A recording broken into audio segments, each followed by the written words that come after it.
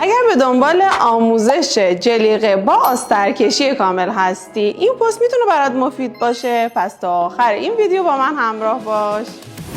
الگو کشی جلیقه رو توی پست های قبل بهتون آموزش دادم و توی این پست قراره 0 تا 100 دوخت جلیقه به همراه آسترکشیش رو بهتون آموزش بدم. برای آسترکشی جلیقه ابتدا درزهای برش عصاییتون رو میدوزیم. بعد از اینکه درزهای برش عصایی رو دوختیم، قسمت جیب جلیقه هم دوخت میشه. برای آسترکشی کار ما دقیقاً همون جوری که جلو رو برش زدیم به همون میزان زاپاس برای آستر کار هم برش میزنیم، هم برای جلو هم برای پشت. یعنی قسمت جلو به هر صورت که برش خورد، آستر کارم به همون صورت بدون هیچ کم و زیادی برش میخوره. من آستر قسمت جلو رو دقیقاً همون جوری که پارچه اصلی رو دوختم، آستر کارم رو هم دوختم. ولی الان این حالا رویه کاره، این آستر کاره. آستر کار همون جوری که میبینین در قسمت جلوی کارم من اومدم از تیکه خود پارچه اصلی استفاده کردم، ولی قسمت پشت آستر رو اگر ببینین کل کار آستر کشی هست. برای این کار شما میایین دقیقاً آستر کارتون رو که دوخت زدین، برش عصاییاش رو دوختین، تیکه از پارچه اصلیتون طرح یقتون به پهنای دلخواه باید برش بزنین و همون فرم یقه روی کارتون بذارین. الان من دقیقاً عین فرم یقه برشش زدم، پهنای دلخواه هم رو حدوداً 5 الی 6 سانتی در نظر گرفتم. لبه های کار رو کامل تا زدم به داخل، اینجوری تا میزنیم به داخل. لبه یقه هم نوار لقه گیر میزنین، هم روی تنه اصلیتون لقه گیر بزنین، هم توی این قسمت که به عنوان سجاف کارتون محسوب میشه.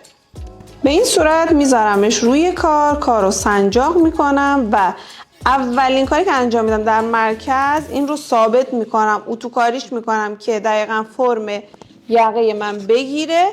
بعد از این قسمت کارم یه دوخته نیش میزنم که دوتاش به هم دیگه ثابت بشه و بشه مثل این کاری که این بر انجام دادم. لبه کارم رو قشنگ دوخته نیش زدم که مشخص نباشه. خب این قسمت الان پشت کار منه. من دقیقاً همون جوری که قسمت پشت دوختم، درزاش رو دوختم، اتو زدم، برای آسترم هم همین کار رو انجام دادم و آسترم به این صورت دوختم. توی درزهای تنه درزها رو باز کردم، توی درزهای آستر درزها رو به یک سمت اتو میزنیم. به این صورت آسترهای کارمون برش میخورن. برای دوخت قسمت جلوی آستر میام در ابتدای کارم از قسمت سجاف یقه شروع میکنم.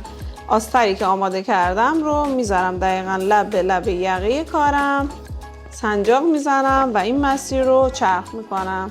برای اینکه زیر دوخت جا به جا نشه حتما ابتدای کارتون با سنجاق مسیر دوختتون رو ثابت کنین. خب همونجوری که میبینید من قسمت یقه کارم رو چرخ کردم، آسترم رو. نکته مهمی که اینجا داره، بعد از اینکه دوختم رو انجام دادم میام دوخت نیش قسمت سجاف کارم رو میزنم. زاپاس کار میاد به سمت آستر و یه دوخت نیش لبه سجاف من زده میشه. این کار کمک میکنه این دوخت نیش تا پایین یقه میاد. این دوخت نیش کمک میکنه که آستر کار راحت تر به داخل برگرده و اتوکاری شما خیلی تمیزتر کنه. ولی یه نکته مهم که داره اینه که قبل از اینکه کار رو برگردونم زاپاس کار من باید 2-3 میل بشه و زاپاس رو کم کنم.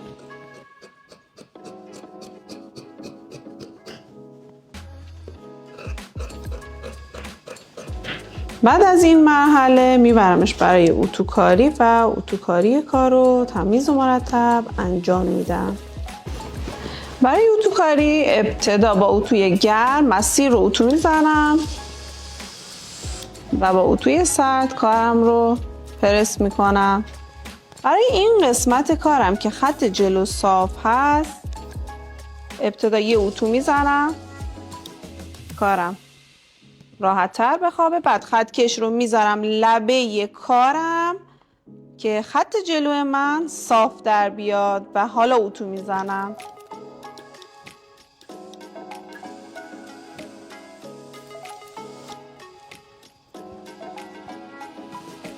به این صورت خط جلوی من صاف میشه.